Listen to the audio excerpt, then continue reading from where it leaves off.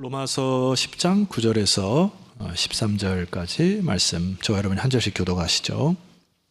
내가 만일 내 입으로 예수를 주로 시인하며 또 하나님께서 그를 죽은 자 가운데서 살리신 것을 내 마음에 믿으면 구원을 받으리라. 사람이 마음으로 믿어 의에 이르고 입으로 시인하여 구원에 이르느니라. 성경에 이르되 누구든지 그를 믿는 자는 부끄러움을 당하지 아니하리라 하니 유대인이나 헬라인이나 차별이 없으니라. 한 분이신 주께서 모든 사람의 주가 되사 그를 부르는 모든 사람에게 부요하시도다. 다 같이요. 누구든지 주의 이름을 부르는 자는 구원을 받으리라. 아멘. 여러분 잘 살았으면 좋겠습니다. 네, 정말 잘 살았으면 좋겠어요. 우리 옆 지체에게 한번 고백하고 시작합시다. 잘 삽시다.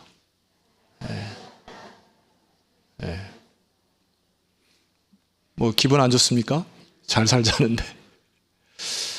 여러분 잘 산다는 게 뭐예요? 그게 이 세상에서 참된 의미가 무엇인지, 그리고 가치가 무엇인지, 그리고 진리가 무엇인지를 알고 하나님의 부르신 부르심에 응답하며 주의 품에 안길 때 그것을 잘 산다, 이렇게 표현하고 싶어요.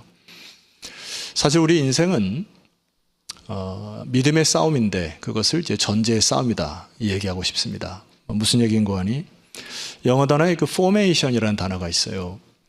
이 형성, 뭐 이런 구조, 이런 뜻을 갖고 있는 formation 앞에 전치사가 붙으면 그 의미가 정말 많이 달라지거든요. 화면을 보시면은 제가 뭐 간단히 설명 드려보겠습니다.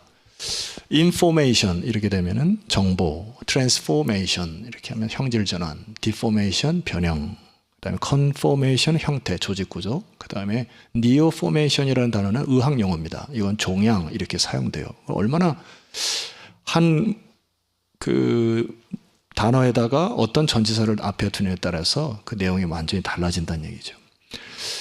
그러니까 우리가 인생이 무엇을 믿느냐 안 믿느냐에 따라서 인생이 달라진다는 얘기입니다. 그러니까 믿음은 전제의 싸움이다는 얘기예요. 예를 들어 11세기의 그 신학자 중에, 중세 신학자 중에 안셀무스라는 분이 있습니다. 이분이 뭐라고 얘기했냐면은, 화면을 보시면은 여러분이 한번 선포해 볼까요? 시작. 믿는다. 그래서 이해할 수 있다. 여러분 표정을 보면 이게 단순한 문장이 저게 무슨 문장인데 유명한가 싶은데, 중세 때는 많은 사람들이 하나님을 잘 못 믿었거든요. 그러니까 어둠의 시대라 한 거예요. 그 시대에 많은 사람들이 성경에 나오는 것들을 하나님을 이해하려고 했고, 그러니까 많이 이해가 안 되니까 떠났던 시대입니다. 그런데 이 안셀무스라는 사람이 나타나서 신학에 이제 정돈을 한 거예요. 나는 믿는다.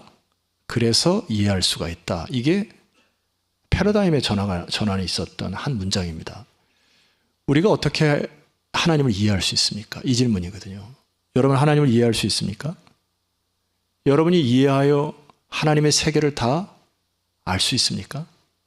창조주에 있는 모든 섭리를 우리 인간의 조그만 생각으로 이해할 수 있을까요? 무리수죠. 그러니까 믿음이라는 거는 내가 믿고 그러고 나니까 이해가 되더라 얘기죠. 순서가 중요하다는 얘기입니다. 여러분 창조론, 진화론 제가 몇 주 전에도 말씀드렸는데 이게 창조론, 진화론, 띠오리거든요. 근데 믿음의 세계로 창조주를 믿으니까 창조 세계가 보이기 시작한다는 얘기잖아요. 아멘 안 하십니까? 여러분 원숭이 조상 되시고 싶으세요? 우리의 조상이 원숭이다. 교육의 힘이 무서운 거는 이렇게 가르치고 나니까 내 조상이 원숭이라고 진화론을 믿어버린다는 얘기입니다. 그 믿음의 가치가 자기가 진화론자로서 하나님이 없는 인생으로 살아가는 것이 얼마나 슬프냐 말이에요. 믿음은 사실 전제의 싸움이라고 하는 얘기입니다. 그만큼 믿음이 중요하다는 얘기인데, 우리가 더 깊이 생각해야 될 단어의 믿음의 이 차원에 대해서 제가 조금 더 풀어보려고 합니다. 제가 이제 다음 주에 로마서 1장 16절 17절 가지고 믿음에 대해서도 풀으려고 하는데 너무 중요하기 때문에 오늘 좀 더 부연 설명을 드리려고 해요. 자, 16절, 로마서 1장 16절을 먼저 한번 여러분이 읽으시면 감사하겠습니다. 자, 16절 시작. 내가 복음을 부끄러워하지 아니하노니 이 복음은 모든 믿는 자에게 구원을 주시는 하나님의 능력이 됨이라. 먼저는 유대인에게요 그리고 헬라인에게로다. 여기 보니까 복음은 모든 믿는 자에게 구원을 주시는 하나님의 능력이다 이렇게 되어 있어요. 이게 시제가 중요한데 믿는다라고 하는 것을 현재 시제로 계속 믿어야 한다라는 얘기고, 그러니까 믿음이라는 단어를 다른 말로 표현하면은 신뢰한다 이런 표현으로 바꿀 수가 있다는 얘기예요. 그것이 더 어원의 정확한 해석입니다. 그래서 제가 어원의 해석을 여러분에게 좀 설명을 드려볼게요. 화면을 보시죠. 복음이 계속해서 신뢰하는 모든 사람에게 구원을 가져다주는 하나님의 강력한 수단이기 때문입니다. 우리 인간에게 하나님의 구원에 있어서 반응이 필요한데 그 반응은 무엇이다? 신뢰하는 것밖에 없다. 무한히 하나님을 신뢰할 때 그것이 구원의 하나님의 능력 안에 있다. 하나님의 강력히 하시는 일을 경험할 수 있다. 무엇이요? 신뢰하기 시작할 때. 메시지 성경에서 보니까 히브리서 11장의 믿음장을 이렇게 표현합니다. 제가 읽어볼게요. 삶의 근본 사실은 이것입니다. 하나님을 신뢰하는 이 믿음이야말로 삶을 가치 있게 하는 든든한 기초입니다. 하나님을 뭐 하라고요? 신뢰하는 이 믿음이야말로 삶을 가치 있게 한다. 잘 살게 한다. 여러분, 신뢰라는 단어를 제가 다른 말로 풀어볼게요. 캠벨 몰간이라고 하는 영국의 유명한 목회자의 주석에 보면은 이렇게 쓰여 있습니다. 여러분 함께 선포해 볼까요? 자, 시작. 믿음의 사람은 모든 문제 앞에서 하나님과 마주 앉는 사람.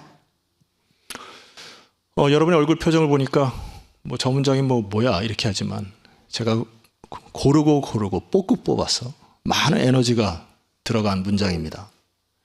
신뢰라는 것을 어떻게 표현해 볼까? 믿음의 사람은 모든 문제 앞에서 하나님 앞에 뭐 하는 사람? 마주 앉는 사람이에요. 이거를 신뢰라는 것입니다. 여러분 안에 있는 수많은 일들이 이해가 됩니까? 예기치 않은 사랑하는 사람의 죽음이 이해가 돼요. 원치 않은 질병이 나에게 다가왔을 때, 혹은 내 사랑하는 사람이 괴로워할 때 그게 이해가 됩니까? 때로는 속에서 원망이 나오고 설득이 안 돼요. 내 인생조차도 무가치하게 여길 때가 많이 있습니다. 하나님 도대체 왜 이런 시련과 고난을 허락하십니까? 라고 하는 탄원이 속에서 터져나올 때가 있지 않아요? 근데 신뢰가 뭐라고요? 모든 문제 앞에서 하나님과 마주 앉기 시작할 때 하나님의 선하신 뜻을 이루어 주십시오. 그것이 신뢰라고 하는 것이 신뢰. 사도 바울이 믿음과 신뢰의 문제를 그분의 동족들에게 설명하고자 하는 것이 오늘 로마서 10장의 이야기입니다. 개인의 구원의 문제인데, 안타까운 것은 하나님을 믿는데 구원이 없다는 얘기예요. 하나님을 믿는데 행복이 없고 기쁨이 없는 자기의 동족들을 보는데 뭔가 묶여 있다는 것을 발견합니다. 그것이 로마서 10장 1절과 2절을 보니까 여러분 읽어보시죠. 1절과 2절입니다. 자, 시작. 형제들아, 내 마음에 원하는 바와 하나님께 구하는 바는 이스라엘의 위엄이니 곧 그들로 구원을 받게 하리라. 2절. 그들이 하나님께 열심히 있으나 올바른 지식을 따른 것이 아니니라. 자, 2절을 가만히 보시면 1절은 형제들아 이렇게 불렀어요. 너희들로 하여금 구원의 은혜를 이야기하는데 안타까운 것이 있는데, 너희들에게 열심은 보이는데 올바른 지식을 따른 것이 아니구나. 올바른 지식을 따르지 않기 때문에 방향이 틀렸다는 얘기입니다. 이 길 끝에 주님이 안 계신다는 얘기예요. 그런데 열심히 산다는 거예요. 뭔가 아이러니 아닙니까? 방향이 중요한데 방향이 틀렸다는 얘기입니다. 하나님 말씀하시는 복음을 모른 채로 유대인들, 자기 동족들이 너무 열심히 삶을 산다. 그런데 이 길 끝에 주께서 계시지 않은 다른 방향으로 인생을 살아간다라고 하는 것입니다. 여러분, 우리가 성경을 묵상하는 이유 중에 한 가지가 올바른 복음을 여러분 받아들이기 위해서 읽는 거 아닙니까? 그래서 제가 누누이 강조하지만은 성경은 덮어놓고 읽는 것이 아닙니다. 어렵고 힘들 때마다 휙 해가지고 이 말씀이네 하고 여러분에게 도움받으러 성경을 읽는 거 아니에요. 제가 그 전 교회에서 한 직장 그 사업장을 신방을 했는데 그분의 그 서재를 쭉 보니까 성경이 한 12권 정도 꽂혀 있는데 지금은 좀 그렇지 않습니다만 옛날 이 성경 이곳에다가 겉에 보면 황금색 칠한 성경이 있고 빨강색, 녹색, 파랑색 뭐 이런 거 섞어 그런 거 봤죠? 근데 이번에 종류별로 그걸 다 샀어요. 다 사가지고 서재에 쫙 진열해 놨는데 제가 보니까 다 셋바더라고요. 셋바라는 얘기는 뭐죠? 안 읽었다는 얘기, 안 읽었다는 얘기예요. 그러니까 성경은 사긴 사는데 진열대에 놓고 하나님 이 사업을 하나님 일으켜 주십시오라고 하는 부적처럼 읽는 것 같습니다. 대하는 것 같아요. 오히려 우리 할머니가 더 나아요. 우리 어머니가 읽던 성경을 가까이 있으니까 우리 어머니는 가끔 베개를 주무시고 계시거든요. 성경이 있다가 예전에 이렇게 두꺼운 성경이니까 그거를 베개에다가 주무시고 하면 우리 할머니가 옆에서 가끔 요강 뚜껑으로 사용하셔서 문제가 되는데 성경을 가까이 한다는 게 뭐죠? 이 말씀이 무엇라 말씀하시는지 하나님을 신뢰하겠다는 얘기 아니에요. 신뢰하겠다. 금요일날 오신 그 강사분이 주구장창 말씀하신 단어 하나가 개혁이라고 하는 단어입니다. 제 마음속에서도 우리가 개혁주의 전통이 있는데 이제 그분의 그 말씀 중에 중요한 그 메시지 중에 마지막에 하는 게 뭐가 있냐면 말씀이 가란 대로 가고 서란 대로 서고 말씀이 옳다는 것에 아멘하고 그르다는 것을 거부하는 거 그것이 개혁 아니냐. 여러분의 생각, 모습, 행동 죄송합니다. 설교 시간에 여러분의 꼬라지 뭔가 뒤틀림 그럼 성경이 뭐라 하는지를 갖다 비춰서 여러분의 생각을 고치고 바꾸고 의식을 전환하고 할렐루야 그것을 개혁이라고 하는 것이에요. 리폼 말씀이 나를 말씀함으로 내 자신을 고쳐나가는 것을 개혁이라. 우리 시대에 너무나 이 부분이 부족하지 않습니까? 사도 바울이 자기 동족들을 보니까 지식적인 하나님만을 아는 거예요. 그러다 보니까 오늘 여림 3절 4절이 굉장히 중요한 메시지인데 3절을 제가 읽어보겠습니다. 하나님의 의를 모르고 자기 의를 세우려고 그 다음 단어가 뭐가 남아있어요? 힘써서 일을 하고 힘써서 뭐는 하는데 자기 의를 세우기 위하여 노력한다. 하나님의 의에 복종하지 아니한다. 자기의 의를 자꾸 세우다 보니까 생각이 굳고 고집스럽고 옹골지고 소통이 안 되는 사람으로 성장합니다. 자기의 의를 세우니까 답답함이 있는 거예요. 자, 그런데 자기 동족들이나 이 열심분자들에게 사도 바울이 복음에 대해서 얘기하는데 여러분이 4절 말씀을 여러 번 읽으셔야 될 텐데 이 4절 말씀이 이해가 안 되거나 아멘이 안 되면 제가 오늘 설교를 안 끝낼 생각이에요. 그냥 3부까지 그냥 같이 갑시다. 자, 4절 말씀 함께 선포합니다. 자, 시작. 그리스도는 모든 믿는 자에게 의를 이루기 위하여 율법의 마침이 되시니라. 그 아멘 하는 것도 좀 기분이 안 좋네. 할래면 하고 말래면 말지. 네. 다시 한번 해볼까요? 이 4절은 놓치면 안 됩니다. 자, 시작. 그리스도는 모든 믿는 자에게 의를 이루기 위하여 율법의 마침이 되시니라. 훨씬 좋네요. 이게 복음의 정수인데 그리스도께서 이 땅에 하나님의 아들이신 그분이 이 땅에 오신 이유가 두 가지예요. 의를 이루기 위하여 이 땅에 오셨고요. 율법의 마침이 되었다라는 얘기인데 율법의 요구를 이루기 위하여 오셨다. 율법의 요구에 대한 정확한 이해가 지식이 유대인들에게 없었다. 율법의 요구, 그리스도가 이 땅에 오신 이유, 의를 이루기 위하여 다른 말로 하면 죄인들을 구하기 위하여 절망이 있는 자들에게 소망을 주시기 위하여 죽음이 있는 곳에 하나님의 영생, 부활을 선포하기 위하여 의를 이루기 위하여 이 땅에 오셨다. 그래서 그 부분이 율법의 마침이 되셨다 이렇게 표현하는데요. 로마 카톨릭의 성경에 보니까 이 부분을 좀 잘못 해석합니다. 로마 카톨릭에 쓰는 성경 중에 예루살렘 성경이라는 게 있어요. 거기 보면 이 부분을 이렇게 성경합니다. 화면에 보시면 그러나 이제 율법이 그리스도와 함께 끝나서 믿는 모든 사람이 의롭게 여겨집니다 라고 하는 끝의 개념으로 설명하는데, 이것은 반쪽짜리입니다. 완전치가 않아요. 개혁주의 전통에 있는 성경 해석을 여러분에게 말씀드리겠습니다. 리빙 바이블에서 사용하는 이 해석을 보면 좀 차원이 다릅니다. 사람들이 율법을 지켜서 얻으려 하는 모든 것을 그리스도께서 신뢰하는 자들에게 뭐 하시고? 주시고 모든 것을 끝내셨다. 완성의 개념이 가깝습니다. 가톨릭에서 해석했던 것은 끝이 있어서 새롭게 시작하는 느낌이 있는데, 올바른 개혁주의 전통에 서 있는 성경 해석은 그리스도께서 모든 의를 이루기 위하여 고군분투하여 조바심으로 살아가는, 여러분들이 죄의 노예로 살아가는 여러분들을 위하여 율법을 완성하셨다. 복음입니다. 더 이상 인간의 노력이나 인간의 조바심이 플러스 알파 될 이유가 없다는 얘기예요. 조금 더 설명해 봅시다. 필립 주석입니다. 그리스도를 믿는 모든 사람에게 율법으로 의로워지려고 하는 고투를 끝내셨다. 완성하셨다.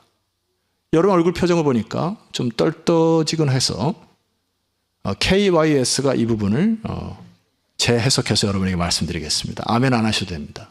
KYS는 아시겠죠? 예. 예수님이 이 율법의 요구를 다 이루셨고, 즉 율법의 목적과 결과를 성취하셨다. 따라합시다. 예수 그리스도로 충분합니다. 그분을 신뢰하는 거예요.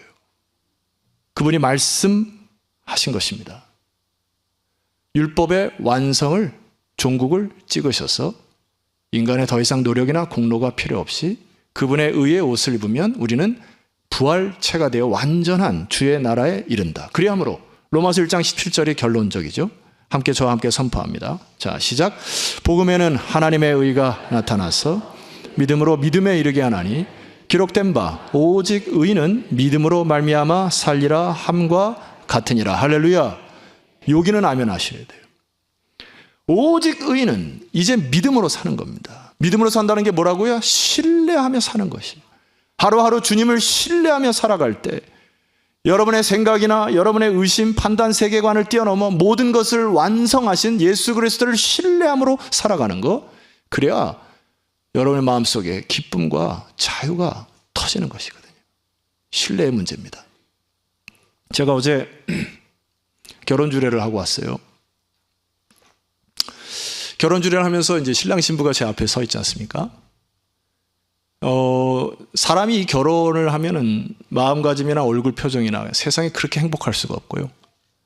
요 앞에 이제 신랑 신부가 되게 떨기는 하지만은 서로 간에 아주 사랑이 막 이렇게 몽글몽글하게 막 눈에 비치는데, 거기도 이게 영광의 빛이 있어요. 어제는 신랑이 허리 밑으로 신부에게 인사를 하더라고요. 난 처음 봤어. 허리 밑에까지 인다. 이게 뭐, 내가 당신을 평생 사랑하겠다 뭐 이런 거 아니에요. 근데 이제 문제는 변한다. 사람이 변한다. 이게 문제 아니에요? 여러분 결혼할 때는 다 뭐 속에 있는 간까지 내릴 정도로 뭐 사랑해 고백하고 하는데, 문제는 뭐예요? 변한다. 모두 변한다. 근데 여러분, 우리가 하나님께 예배를 드리고 왜 기쁨이 회복됩니까? 우리의 신랑 되신 예수 그리스도는 변치 않으신다. 그러니까 기쁜 거예요. 그러니까 우리는 변하는데 주는 변하지 아니하신다. 그의 말씀은 말씀하신 대로 이루어지신다. 우리가 조바심 내고 또 죄 때문에 막 굴레 속에서 벗어나지 못해 이미 십자가에서 완성하셨으므로 우리는 신뢰함으로 하루를 살아갈 때 주님께 준 자유와 기쁨을 맛보시기를 소망합니다. 이게 기쁜 거예요. 이게 우리가 주를 영접하는 방식을 사도 바울이 유대인들 또 넌 크리스천들에게 얘기하는 것이 5절 이하입니다. 이 5절 이하를 읽어보면 잘 이해가 안 돼요. 처음에 읽어보면 뭔 말인가 할 겁니다. 일단 제가 빠르게 읽어볼 텐데 읽고 나면 여러분이 이해했는지 안 했는지를 이렇게 표시하시면 되겠습니다. 5절입니다. 5절 이하의 7절까지. 모세가 기록하되 율법으로 말미암는 의를 행하는 사람은 그 의로 살리라 하였거니와 6절 믿음으로 말미암는 의인은 이같이 말하되 내 마음에 누가 하늘에 올라가겠느냐 하지 말라. 하니 올라가겠냐 하면 그리스도를 모셔내리는 것이다.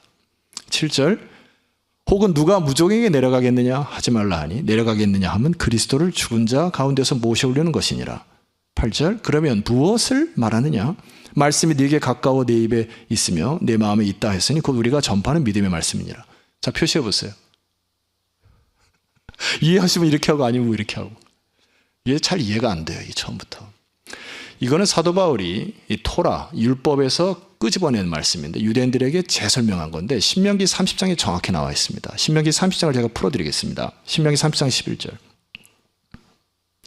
내가 오늘 네게 명령한 이 명령은 네게 여러분에게 말하는 거예요. 어려운 것도 아니고 먼 것도 아니야. 하나님의 복음은 어렵지도 않고 먼 것도 아니다. 잘 들어봐라 얘기예요. 12절입니다. 하나님 말씀하신 복음과 진리는 하늘에 있는 것이 아니니 네가 이르기를 누가 우리를 위하여 하늘에 올라가 그의 명령을 우리에게로 가지고 와서 우리에게로 들려 행하게 하려 할 것이 아니니라. 복음을 알기 위해서 하늘 저 끝까지 노력하여 하늘 끝까지 가서 복음을 알거나 그 진리를 깨닫는 방법을 하나님 주신 것이 아니니라.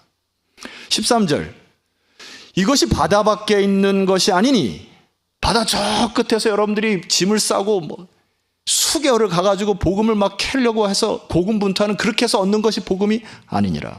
네가 이르기를 누가 우리를 위하여 바다를 건너가서 그의 명령을 우리에게로 가지고 와서 우리에게로 들려 행하게 하려 할 것도 아니니라. 무슨 말씀입니까? 14절 말씀 같이 선포해 봅니다. 신명기 3장 14절. 자, 시작. 내게 매우 가까워서 내 입에 있으며 내 마음에 있은지 내가 이를 행할 수 있느니라. 아멘. 로마서 1장에 보면 하나님 복음의 말씀이 가까워 다 들려져서 핑계할 수가 없다라는 얘기입니다. 구원하시는 말씀이 여러분 가까이에 다 있다는 얘기예요. 내 혀 속의 입처럼 내 입의 혀처럼 너의 가슴 속의 심장처럼 우리는 복음을 고등수학을 푸는 것처럼 수학 정석을 몇 번 풀어야 고등수학을 가서 몇 달, 몇 년을 고생해서 복음을 깨닫는 것이 아니라 하나님이 온 만물에 복음의 편만함을 허락하셨다는 것입니다. 심지어 말합니다. 사람들의 이름도 제 친척 중에 칠촌 친척이 있어요. 성이 육시고요. 이름이 예수입니다. 육예수. 깜짝 놀랐어요. 등번호에 몇 번인지 모르겠지만 외국의 프리미어 리그의 축구 선수 이름도 보면 정확히 JESUS, 지저스라는 말 이름이 써 있습니다. 곳곳에 예수라는 거, 복음이라는 거 모르는 사람이 하나 없어요. 문제는 뭐라고요? 그 사람을, 하나님을 신뢰하느냐, 신뢰하지 않느냐, 이것이 문제인 것이지. 복음은 이 땅에 편만하여 너희들 가까이, 너희들 주변에 마음만 먹으면 얼마든지 하나님을 알 수 있는 모든 비밀을 하나님께서 풀어놓으셨다. 아멘이십니까? 그래 함으로 도전하는 거예요. 자, 9절 말씀 봅니다. 네가 만일 내 입으로 예수를 주로 시인하는 것. 이 주라고 하는 단어는 두 가지 단어가 있습니다. 아도나이라는 단어는 노예와 종과의 관계에 아도나이를 쓰지만은 큐리오스라는 단어는 절대적인 주인, 나의 생명의 주인이라는 뜻이 있어요. 네가 만일 내 입으로 예수를 주로 시인하고 또 하나님께서 그를 죽은 자 가운데서 살리신 것을 내 마음에 믿으면 어렵습니까? 먼 데 있습니까? 이 세상에 네가 주인으로 살든지 하나님을 주로 모시든지 선택하고 신뢰하든지 그를 죽은 자 가운데서 살리신 것을 내 마음에 믿으면 하나님이 주신 구원을 베푸신다는 이 복음이 어렵습니까? 핑계치 못할 것이에요. 10절입니다. 다 같이 선포합니다. 시작.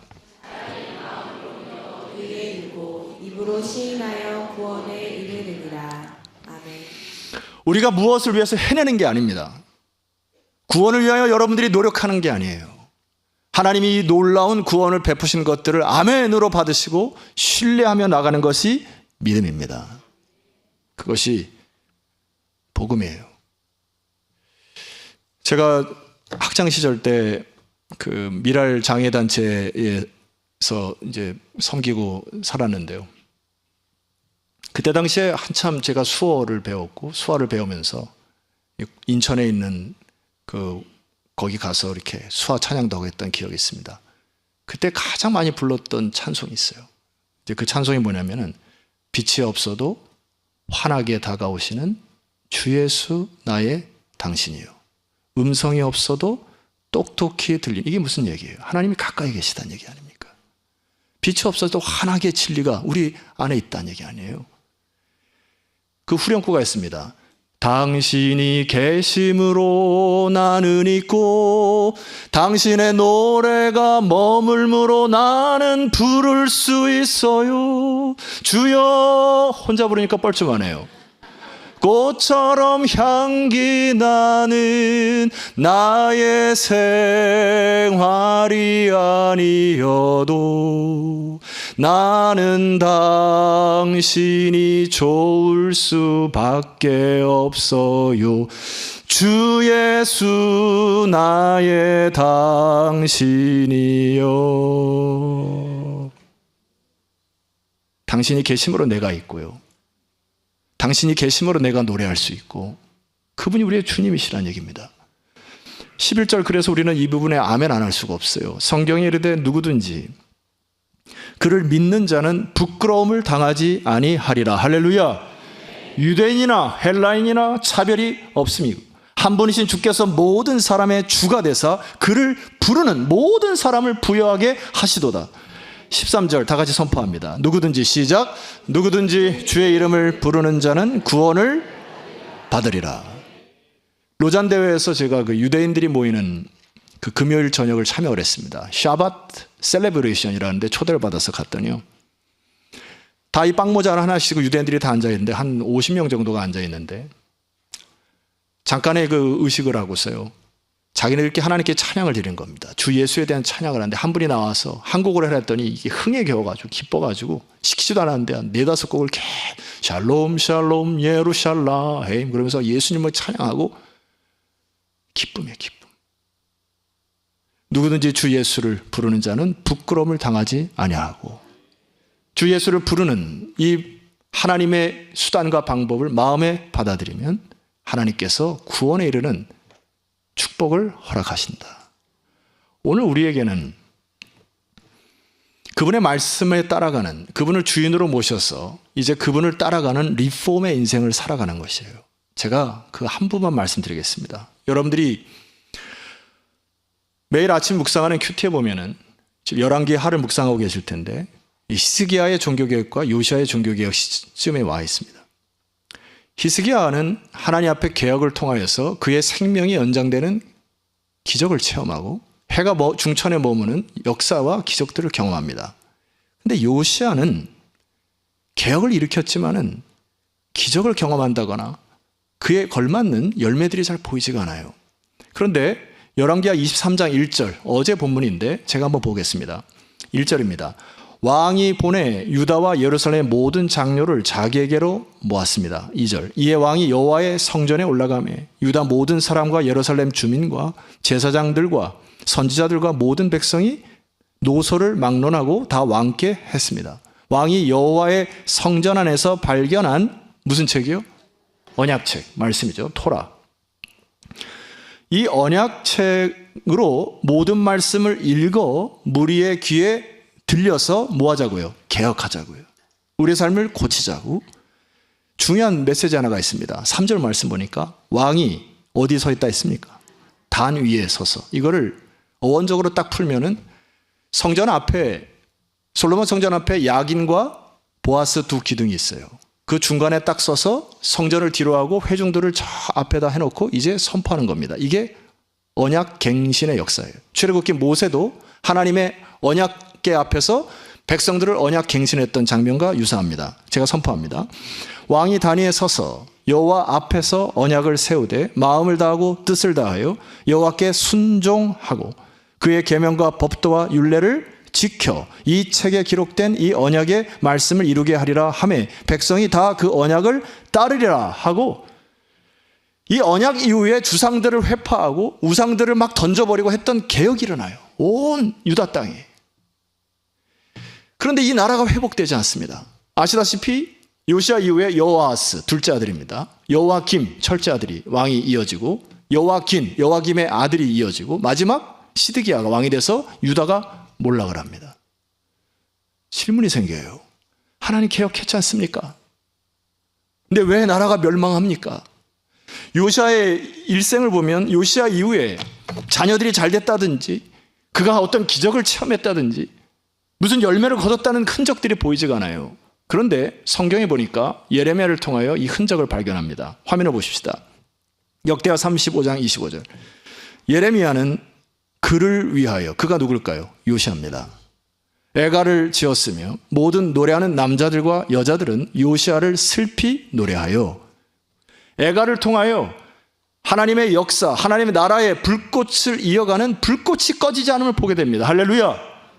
이스라엘의 규례가 되어 오늘날까지 이르러 요시아의 개혁의 정신이, 불꽃의 정신이 후대 대대 이어져 겉으로는 나라가 멸망했지만 하나님은 요시아의 언약 행신을 기억하여 그를 존귀 여겨 그의 후손들의 불꽃이 이어져 예레미야 가슴속에 불꽃이 땡겨져 하나님의 메시지를 예레미야 그 시대에 선포했을 뿐만 아니라 예레미야 이후에 다니엘이 또 영향을 받아서 다니엘이 포로로 잡혀가는 그 시대 속에서도 하나님의 나라의 불꽃에 대한 열망이 꺼지지 아니하므로 요시아의 개혁은 하나님 나라에서 성공하였다.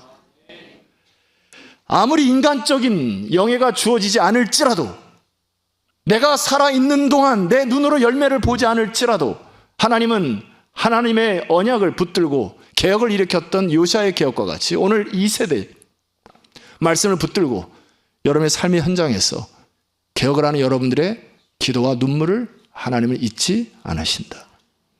후손들에게 영원히 기억될 불타오르는 하나님의 영광을 맛보실 것입니다. 성도 여러분, 개혁의 불꽃을 쉽게 하시면 안 됩니다. 어쩌면 10월 27일이 한국교회 안에 많은 부여 속에 있는 이 한국교회 안에 새롭게 언약갱신하는 날이 될 것 같습니다. 함께 모여서 이 나라를 위하여 함께 기도하고 여러분의 진정한 개혁이 이루어지는 축복의 시간이 되었으면 좋겠습니다. 여러분의 삶에 아름다운 개혁의 불꽃이 타오르기를 주의 이름으로 축원합니다. 한국교회에서 기도할 때 하나님 한국교회를 통하여 전 세계의 하나님의 복음의 열정들이 복음의 진리가 퍼져가는 교두보가 되게 하여 주시옵소서. 우리 후손들에게 이 믿음의 유산을 물려주는 믿음의 세대, 부흥의 세대가 되게 하옵소서. 우리 합심하여 잠시 기도하며 나아가도록 하겠습니다. 기도합니다.